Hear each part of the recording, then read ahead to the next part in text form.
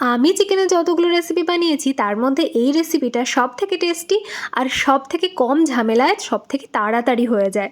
কষাকষির ঝামেলা নেই আর স্বাদে অসাধারণ। প্রথমে কাঁচা লঙ্কা ধনেপাতা ব্লেন্ড করে নিতে হবে, তারপরে চিকেনটা ম্যারিনেট করে নেব।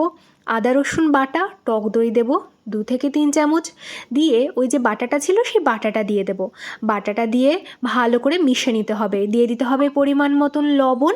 লবণটা দিয়ে ভালো করে মিশিয়ে তারপরে রেখে দেব আধ ঘন্টা। ফ্রিজে যদি রাখতে পারো তাহলে খুবই ভালো।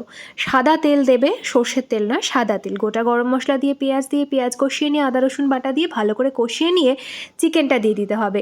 চিকেনটা দিয়ে এবারে ঢাকা দিয়ে দাও। আর সামান্য পরিমাণে যে বাটিটায় মিশিয়েছিলে একটুখানি জল দেবে, বেশি আর কোনো জল কিন্তু লাগবে না এখানে। ঢাকা দিয়ে লো আঁচে 25 থেকে 30 মিনিট এইভাবে রান্না করতে থাকো, মাঝে মাঝে কিন্তু দেখবে। আর তারপরে দিয়ে দেবো এখানে চিকেন মশলা। তোমরা চিকেন মশলা না দিয়ে সাধারণ মশলাও দিতে পারো।